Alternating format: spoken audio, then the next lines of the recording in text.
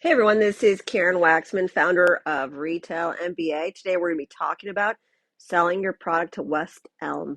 If you have a great consumer product that you think should be in their stores, this little training will give you some things to think about in regards to selling to West Elm. First of all, West Elm is a retailer that sells furnishings and houseware and homeware products. And they have great design elements. And the reason they have great design elements is because they work with a lot of designers locally. They really try to come up with new concepts and partner with local designers in their area. And that's something to consider. They are really looking for new design elements for their stores. So if you have great designs, you definitely want to reach out to them and see if you can work a deal with them. The second thing about West Elm is that they are actually owned by Williams-Sonoma now. And this is important because if you try to go after West Elm and you have some products that you want to sell to them and they're not paying attention to you, the one thing that you could do is go reach out to Williams-Sonoma and try and get your product in their stores. And the reason you want to do that is because if one says no to you, go to the next retailer that is connected to that company, because a lot of times they share the same vendor portal information. What that means is they generally, if they own different brands under one conglomerate, that means that they are actually trying to organize things, and that means they usually create the same software system for all of the different brands, even though they have different names, which means that if you go to Williams-Sonoma and Williams-Sonoma says yes to your product, then you can go back to West Elm and tell them, I have a vendor number in your system. So the way it works is if Williams-Sonoma decides to buy from you, you fill out forms, you become a vendor, they give you a vendor number, and now you're in their system as a vendor. When you go back to a retailer like West Elm that's connected to Williams-Sonoma,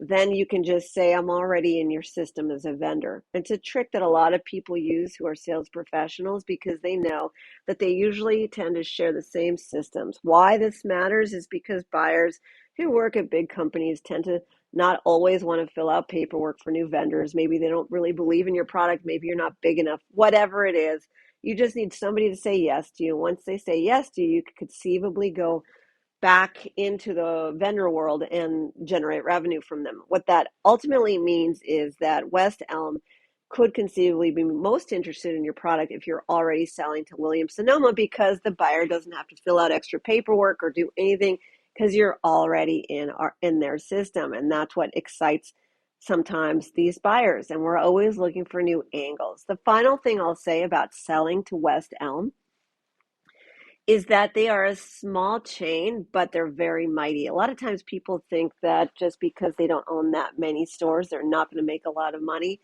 I've known people who made more money with the 25 or so, whatever, stores than the ones that are selling much larger chains. Never underestimate these small retailers chains because they do buy a lot of product and they move through a lot of stuff. They have more agility to buy different things.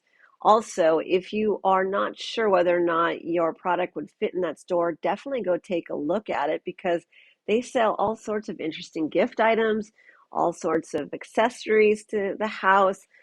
You'd be surprised what kinds of things they're willing to test out beyond lamps and furnishings and so forth. They also sell products, by the way, to offices and to restaurants and to all sorts of different varietal places.